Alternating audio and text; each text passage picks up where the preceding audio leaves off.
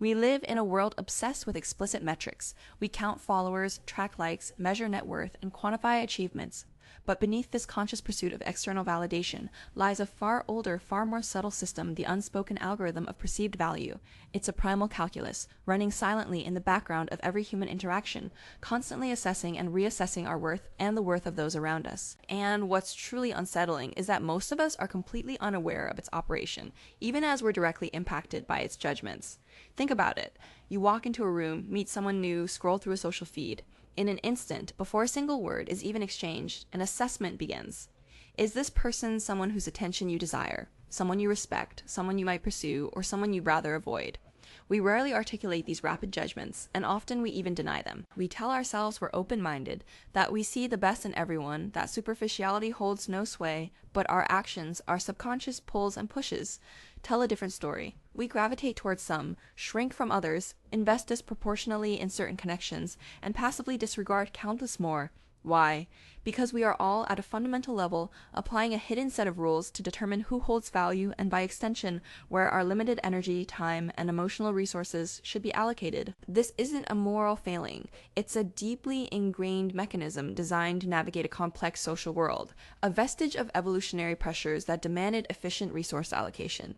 The illusion, then, is that we believe our perceptions of value are rational, objective, and based purely on character or merit. We might consciously admire someone for their intelligence, their kindness, their achievements, but the unspoken algorithm operates on different inputs entirely. It cares less about stated intentions and more about demonstrated patterns. It doesn't analyze your resume. It observes your behavior. It doesn't listen to your words. It decodes your signals. And because we aren't consciously aware of these signals, we often send them unwittingly, creating dynamics that leave us feeling confused, frustrated, and deeply misunderstood. We chase what seems valuable, and what seems valuable is often just a reflection of effective, albeit unconscious, signaling. So, what are these hidden mechanisms that truly drive perceived value? It boils down to three core dynamics: attention, investment imbalance, and strategic positioning.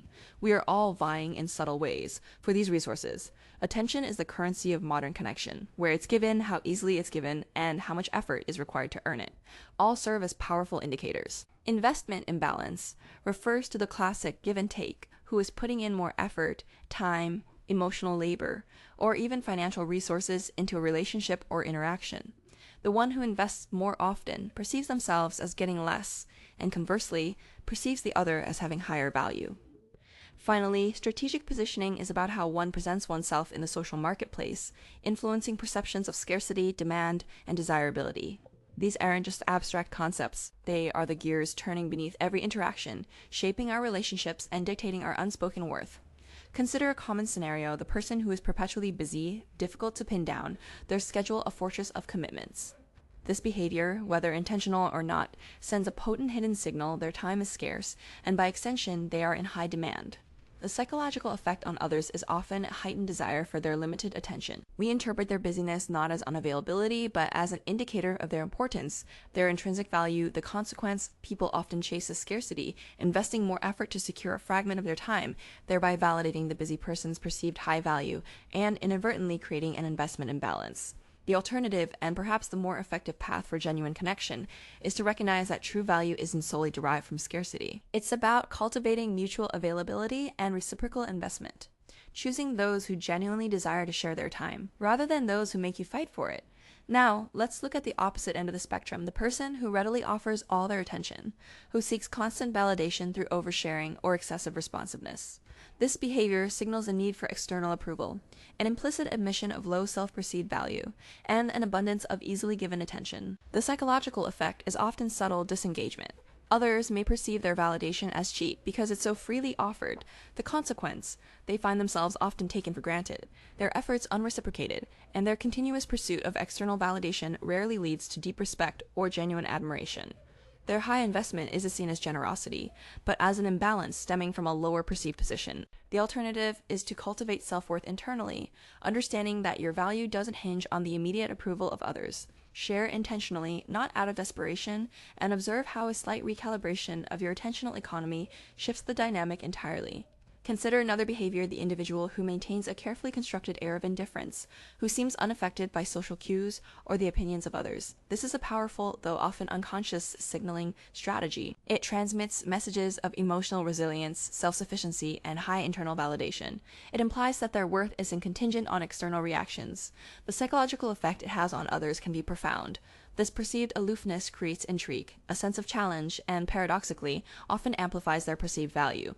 They become the prize, the one whose approval must be earned. The consequence is an unhealthy pursuit, where others misinterpret emotional unavailability or disinterest as a sign of elevated worth, often neglecting individuals who are genuinely available and deeply invested. The alternative here is to recognize that genuine, lasting connection demands vulnerability and authentic engagement, not a facade of indifference. True value isn't built on being unreadable, but on being authentically understood and appreciated for who you are. These behavioral patterns aren't about conscious manipulation, but rather deeply ingrained social heuristics. We are all products of this unspoken algorithm, both the evaluators and the evaluated. Understanding this mechanism is not about learning to play games, but about becoming aware of the forces at play. It's about recognizing that our interactions are shaped not just by what we say, but by the subtle signals we emit about our own perceived value and the value we place on others. The identity shift needed here is profound, moving away from seeking external validation of your worth towards an understanding of your own intrinsic value and how you position yourself within the social ecosystem. It's about transitioning from a reactive stance, constantly adjusting to gain approval, to a proactive one, where you define your own terms of engagement. When you understand the algorithm, you can choose to navigate it with intention rather than being swept along by its currents. You realize that true power lies not in being chased, but in knowing your worth and acting from a place of genuine self-respect, rather than external validation.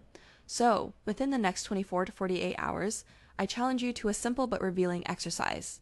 Observe your own attentional economy, pay close attention to who you give your full, undivided attention to, and more importantly, why.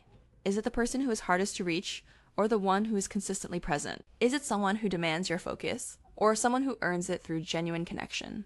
Notice how you distribute your attention, and reflect on what those patterns reveal about your own unspoken algorithm for value. The answers might surprise you.